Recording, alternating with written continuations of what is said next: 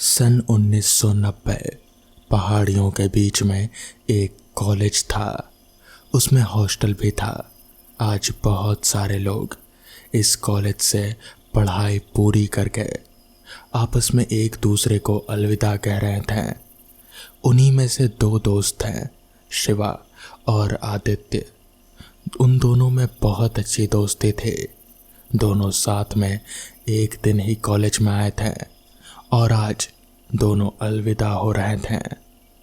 आदित्य बहुत उदास था, मानो वो घर जाना ही नहीं चाहता था। और वो कहाँ रहता था शिवा को ये मालूम भी नहीं था। दोनों ने गले मिलकर एक दूसरे को अलविदा किया। शिवा ने अपने घर का पता आदित्य को दिया और कहा, आना मेरे घर छुट्टियों में, हम खूब मज़े करेंगे। मैं तुम्हें गांव घुमाऊंगा और बहुत मस्ती करेंगे। लेकिन आदित्य वो उदास ही रहा। तभी शिवा बोला, चल उदास मत हो, हम बेस्ट फ्रेंड है यार। चल तू अपना पता दे दे, मैं कभी आ जाऊंगा तुझसे मिलने। आदित्य बिना कुछ कहे वहाँ से चला जाता है। शिवा सोचता है कि उसे कोई लेने भी नहीं आया, शायद इस वजह से वो उदास है। कुछ घंटे बाद शिवा को लेने शिवा के चाचा जी आ जाते हैं। गाड़ी लिए शिवा के चाचा जी शिवा को गाड़ी में बैठने को कहते हैं। अब तक शाम हो चुकी थी। चाचा के साथ शिवा निकल लेता है। गाड़ी में बैठे घर के लिए वो दोनों आगे बढ़ने लगे थे। रास्ते में थोड़ा अंधेरा छा गया था। पहाड़ी रास्ता था। चाचा जी उस पहाड़ी रास्ते में धीरे धीरे गाड़ी चलाते हुए आगे बढ़ रहे थे। तभी शिवा की नज़र आगे चल रहे एक लड़के पर पड़ती है जो कि पैदल चल रहा होता है। शिवा को पीछे से देखने से ऐसा लग रहा था कि जैसे वो आदित्य हो। जब गाड़ी उसके आगे बढ़ी और शिवा पीछे मुड़कर देखा तो वो सच में आदित्य ही था। उस सुनसान रास्ते पर वो अकेला पैदल कहाँ चला जा रहा था। तभी शिवा बोला, चाचा जी गाड़ी रोकिए। चाचा जी गाड़ी का ब्रेक दबाते हैं। गाड़ी रुकती है। शिवा तुरंत ही गाड़ी का दरवाज़ा खोलकर आदित्य के पास जाता है और पूछता है, आदित्य कहाँ जा रहे हो? आदित्य शिवा को देखता है और आगे बढ़ जाता है, वो भी बिना कोई जवाब दिए। शिवा आदित्य को झंझोड़ते हुए हिलाता है और पूछता है, कहाँ जा रहा है पैदल? और तू ऐसे बर्ताव क्यों कर रहा है? मुझसे बात कर, कोई दिक्कत है क्या? वो भी बिना बोले ऐसे इस रास्ते पर पैदल चला जा रहा है। आदित्य की आंखें लाल थी, मानो वो बहुत रोया हो या फिर थकान की वजह से शायद वो सोया ही नहीं हो। शिवा आदित्य को गाड़ी में पकड़कर बिठाता है और कहता है, आदित्य कहाँ चलना है बताओ? पहले पहाड़ से उतरते हैं, फिर आगे का रास्ता बताता हूँ। नज़र झुकाए हुए धीरे से आदित्य कहता है। चाचा जी धीरे धीरे चलते रहते हैं। तुम्हारी तबीयत तो ठीक है ना? शिवा पूछता है आदित्य से और उसके माथे पर हाथ रखता है। ओ तेरी, तुझे तो बुखार है यार। चल कोई नहीं, तुझे दवा दिला देते हैं। पहले पहाड़ से उतरते ही चाचा जी एक होटल के पास गाड़ी रोकते हैं और पूछते हैं, आपके पास बुखार की दवा है क्या, या फिर इधर कोई दवा की दुकान? तो इस पर होटल वाला कहता है, हाँ आगे जाकर सीधे हाथ की तरफ घूम जाना, वहाँ गांव में एक दुकान है। चाचा जी गाड़ी में आकर बैठ जाते हैं।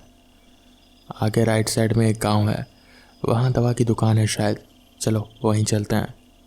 और फिर गाड़ी चलाते हुए चल देते हैं और उस गांव में पहुंचकर दवा लेते हैं, आदित्य को खिलाते हैं। आदित्य का चेहरा पूरा सफ़ेद होता जा रहा था, मानो उसके शरीर में से किसी ने खून ही चूस लिया हो।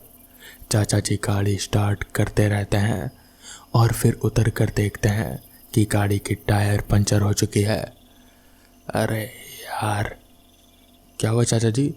शिवा पूछता है। टायर पंचर हो गई है। कहाँ फंस गए हम रात में? शिवा, तुम्हारे दोस्त को आराम की ज़रूरत है। हम यहाँ कहीं रात को रुकते हैं और फिर देखता हूँ मैं क्या कर सकता हूँ। ये कहते हुए चाचा जी वहाँ मौजूद एक आदमी से पूछते हैं, हमें रात में रुकने के लिए कोई जगह मिल जाएगी यहाँ कहीं? तो इस पर वो आदमी कहता है, हाँ ज़रूर, एक जगह है, मेरे साथ चलिए, मैं पहुँचा देता हूँ आपको। एक पक्का मकान था। वो किसी धनी आदमी का था जो शहर में रहता है। ये मकान में कई कमरे होते हैं जो वो किराए पर देता रहता था किसी राहगीर को रुकने के लिए। वहीं शिवा, आदित्य और चाचा जी रूम बुक कर लेते हैं रात बिताने के लिए। वहाँ एक आदमी है, साहू, वही देख रेख के लिए, जो बाहर बैठा आग तापता रहता है। रूम में आदित्य को सुलाने के बाद शिवा और चाचा जी कुछ खाने के लिए साहू के पास जाते हैं। कुछ खाने को मिल जाएगा क्या? चाचा जी पूछते हैं। तो इस पर साहू कहता है, बैठिए साहब, मैं मंगा देता हूँ, मेरा घर नज़दीक ही है, मेरी पत्नी खाना बना देगी। उसके लिए कुछ खर्चा देना होगा और टाइम भी लगेगा। ठीक है, कोई बात नहीं, कहते हुए चाचा जी 100 का नोट साहू को देते हैं। साहू अपने बेटे को आवाज़ लगाता है, जगन, ए जगन, जा साहब लोगों के लिए खाना बनवा ला। अम्मा को बोल कि 2 लोगों के लिए खाना बना दे। तो इस पर चाचा जी कहते हैं, 2 नहीं 3, एक और लड़का है ना ऊपर में सोया हुआ है। तो इस पर साहू चाचा जी को अजीब नज़रों से देखता है और फिर कहता है, क्या? मगर आप तो 2 ही लोग हैं ना, मैंने तो 2 ही लोगों को आते देखा। ये सुनकर चाचा जी और शिवा दोनों एक दूसरे का चेहरा देखने लगते हैं। तभी साहू कहता है, 2 ही लोग ना साहब?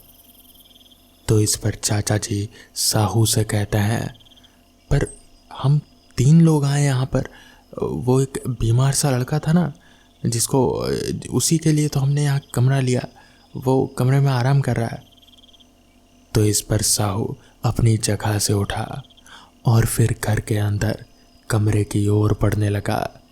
उसने जैसे ही कमरे का दरवाज़ा खोला तो चाचा जी और शिवा दोनों आपस में एक दूसरे का चेहरा ताकने लगे, क्योंकि कमरे में कोई नहीं था। मगर ऐसा कैसे हो सकता है? आदित्य इस तरह से गायब कैसे हो सकता है? चाचा जी और शिवा तो घर के बाहर दरवाजे पर ही खड़े थे। अगर आदित्य निकल कर जाता तो नज़र भी आ जाता। शिवा को कुछ ठीक नहीं लग रहा था। उसने चाचा जी को तुरंत ही घर चलने को कहा, जिसके बाद चाचा जी और शिवा वहाँ से अपने घर पहुँचे। अगली सुबह शिवा को मालूम पड़ा कि आदित्य ने अपने घर में अपने कमरे में कल सुबह ही फांसी लगाकर आत्महत्या कर ली थी। शिवा को कुछ समझ में नहीं आ रहा था कि अगर आदित्य कल सुबह ही मर चुका है तो फिर स्कूल में और फिर रास्ते भर उनके साथ कौन था।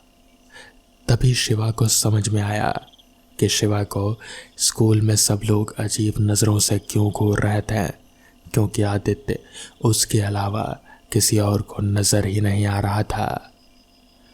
तो दोस्तों, ये थी आज की पहली कहानी। तो चलिए बढ़ते हैं आज की दूसरी कहानी की ओर। मनोहर पुलिस को दहलीज पर रोके खड़ा घूर रहा था। वो गुस्से से बोला, इसका क्या मतलब इंस्पेक्टर कामत? आप तो बेवजह मेरे घर में घुस रहे हैं और हम पर ऐसा आरोप लगा रहे हैं। इंस्पेक्टर कामत के चेहरे पर वही सर्द भाव बने रहे। वो बोले, मेरे पास वारंट है आपके घर की तलाशी की, ये लीजिए। कामत ने वारंट मनोहर को थमा दिया और कहा, इसलिए अच्छा होगा कि आप हमारा रास्ता ना रोकें और हमें जांच करने दें, नहीं तो आपके ऊपर भी कार्रवाई हो सकती है। वारंट देख मनोहर की शक्ल से हवाइयाँ उड़ गई। ना चाहते हुए भी उसने पुलिस वालों को घर में प्रवेश करने दे ही दिया। इंस्पेक्टर कामत के भीतर आते ही मनोहर चिल्लाकर बोला, पर इंस्पेक्टर, आप एक बच्चे की बात पर इतना भरोसा क्यों कर रहे हैं? उसने यूं ही कोई कहानी गढ़ ली होगी और अब आप उसकी बातों पर विश्वास करके मेरा और अपना टाइम बर्बाद कर रहे हैं। इस पर इंस्पेक्टर कामत बोले, वो सब हम देख लेंगे मिस्टर मनोहर, आप बस आराम से अपने बीवी और बच्चे के साथ सोफे पर बैठे रहिए जब तक जांच खत्म ना हो जाए। मनोहर ने वही किया और वो बैठ गया अपने बीवी और लड़के के साथ। वो और उसकी पत्नी संजना अपने बेटे रुद्राक्ष को थामे और बेबसी भरी नज़रों से ये सब देखते रहे। तभी एक हवलदार दौड़ता हुआ आया। कामत के पास आकर वो हवलदार कामत को किचन की तरफ ले गया। ये देख ना जाने मनोहर को क्या हुआ, वो उठ खड़ा हुआ और सीधे किचन की तरफ भागता हुआ गया। वो इंस्पेक्टर कामत और उस हवलदार से पहले ही किचन में दाखिल हो गया और उसने फौरन ही एक बड़े से किचन नाइफ को उठाकर कामत की तरफ करते हुए कहा, इंस्पेक्टर, एक कदम भी आगे मत बढ़ाना, अभी निकल जाओ मेरे घर से, वरना। इतना कहकर उसने कामत की तरफ से वो चाकू हटाकर अपने गले पर रख लिया और कुर्राते हुए बोला, वरना मैं खुद की जान ले लूँगा। इस समय तक बाकी पुलिसकर्मी भी किचन के बाहर जमा हो चुके थे। संजना भी आ चुके थे और अपने पति को ये हरकत करता देख वो चीख पड़ी, पर कामत पर उसकी इस धमकी का कोई असर नहीं हुआ। वो अपनी जगह पर ही बिल्कुल जमा खड़ा मनोहर को ही देखता रहा और फिर बोला, मनोहर, उस चाकू को नीचे फेंक दो और अपने गुनाहों को कबूल कर लो, इसी में तुम्हारी और तुम्हारे पूरे परिवार की भलाई है। पर मनोहर की आंखों में सनक भरी हुई थी। उस पर इस चेतावनी का कोई असर नहीं हुआ। वो कामत की बात का जवाब देने ही वाला था कि तभी किचन में कहीं से एक आवाज़ आई जिसने मनोहर का ध्यान भटका दिया और तभी कामत ने फुर्ती दिखाते हुए मनोहर के हाथ से उसका चाकू उछाल दिया और उसे दबोच लिया। कामत ने ऐसा किया ही था कि उसे अपने पीछे से एक भयानक चीख सुनाई दी। कामत ने पलट कर देखा तो पाया कि संजना पागलों की तरह एक फूलदान लिए उसकी तरफ ही आ रही थी, पुलिसकर्मियों को धकेलते हुए। उस समय संजना में एक अजीब सी शक्ति आ गई थी और वो शायद कामत के जान ले ही लेती कि तभी वहाँ पर एक महिला पुलिसकर्मी ने टीजर गन से उसे शूट कर दिया, जिसकी गोली सीधे संजना को जा लगी और वो बिजली का झटका खाकर गिर गई। सभी ने राहत की सांस ली। इसके बाद मनोहर को हथकड़ी पहना संजना के साथ बाहर भेज दिया गया। उस हवलदार ने कामत को अपनी खोज के बारे में बताया, जो कि था एक गुप्त तहखाना किचन के नीचे। कारपेट को हटाने पर पुलिस को वो तहखाना दिख गया और उसका द्वार खोलते हुए वो अंदर घुस गए। तहखाने में काफ़ी अंधेरा था तो पुलिस ने टॉर्च जला ली और जो अंदर देखा उसे देखकर वो बुरी तरह से चौंक उठे। उस तहखाने में एक वृद्ध महिला थी, जंजीरों से बंधी हुई, जो कि काफ़ी कमज़ोर लग रहे थे। पुलिस वालों को देखकर वो कुछ बोलने लगे, पर कमजोरी की वजह से ज़्यादा ज़ोर से बोल नहीं पाई। वो रहस्यमयी आवाज़ शायद इन्हीं की थी। उनकी हालत देखकर साफ पता चल रहा था कि वो बहुत बुरी हालत में है और उन्हें फ़ौरन ही मेडिकल सहायता की ज़रूरत है। कामत ने पहले ही एक एम्बुलेंस बुला ली थी और उन महिला को फ़ौरन अस्पताल पहुंचा दिया गया। ये केस देखते ही देखते सभी की चर्चा का विषय बन गया। क्योंकि ये काफ़ी भयानक मामला था। मनोहर और संजना काफ़ी लालची लोग थे। उन्हें मनोहर के मामा सेठ धनपत लाल से जायदाद के बारे में काफ़ी कुछ मिला, पर उससे वो लोग संतुष्ट नहीं थे। उन्हें और लालच था, उन्हें और धन चाहिए था। सो उन्होंने धनपत लाल और उनकी पत्नी भावना का अपहरण कर लिया। मनोहर और संजना ने बड़ी ही प्लानिंग करी थी और उन्होंने आसानी से इन दोनों की गुमशुदगी को कार दुर्घटना में हुई मौत से तब्दील कर दिया। अपने इस प्लान के लिए उन्होंने 2 अनजान लोगों की जान ले ली और फिर धनपत लाल की कार में और उन दोनों की लाश को कार में डालकर कार को आग लगा दी। लाश इतने जल गए थे कि उन्हें पहचान पाना नामुमकिन हो गया था और बस धनपत लाल की घड़ी और भावना की अंगूठी के आधार पर ही उन दोनों लाशों की पहचान हुई थी। वहीं दूसरी ओर मनोहर और संजना छुपकर धनपत लाल और भावना को अपने घर ले आए और तहखाने में उन्हें बंद कर दिया। एक तांत्रिक ने उन्हें बताया था कि धनपत लाल और भावना देवी पर कुबेर और माता लक्ष्मी का आशीर्वाद था, जिस वजह से अगर उनकी बलि चढ़ाई जाए तो उसके फलस्वरूप मनोहर और संजना पर धन की वर्षा होगी। इसलिए उन्होंने तांत्रिक के कहे अनुसार खास तारीख पर धनपत लाल की बलि चढ़ा दी। ये सब शायद पुलिस को पता ना चलता अगर विवान ना होता। विवान धनपत लाल की दूसरी बहन का पोता और वो धनपत लाल और भावना को बेहद लाडला था। एक दिन अचानक ही उसे सपने में धनपत लाल दिखने लगे जो उससे कुछ कहते हैं, पर विवान कुछ समझ नहीं पाता। उनका अर्थ क्या था वो कुछ भी समझ नहीं पाता, लेकिन वो इतना समझ गया था कि धनपत लाल काफ़ी दुखित हैं और वो कुछ बताना चाह रहे थे। और फिर अचानक से ही उसे कुछ दृश्य दिखने लगे अजीब से किसी अंधेरी जगह के, और फिर उसे मनोहर और संजना भी दिखे जो धनपत लाल के लाश को उठाकर ले जा रहे थे। विवान समझ गया कि धनपत लाल और भावना के साथ मनोहर और संजना ने कुछ तो किया था। ये बात विवान ने अपने माता पिता को बताई, जिसे पहले तो उन्होंने बस पूरा सपना समझा, मगर फिर विवान की आवाज़ में विश्वास की झलक देखकर विवान के पिता ने अपने दोस्त पुलिस से बात की, जिसने गुप्त तरीके से जांच करनी शुरू कर दी और उसे सबूत भी मिल गए। जिस सड़क पर दुर्घटना हुई थी धनपत लाल और भावना की, उसी सड़क के सीसीटीवी में मनोहर और संजना भी दिखे थे उन दोनों का पीछा करते हुए, पर सीसीटीवी हर जगह मौजूद नहीं है और ना ही वो दोनों अपनी साजिश को अंजाम देते हुए कैद हुए, इसलिए ये ठोस सबूत नहीं थे। लेकिन विवान के पिता के लिए ये सबूत काफ़ी था और वो अपने पुलिस दोस्त के साथ कमिश्नर के पास पहुँचे, जिन्हें कुछ तो गड़बड़ लगी और उन्होंने सर्च वारंट जारी कर दिया और इंस्पेक्टर कामत को भेज दिया।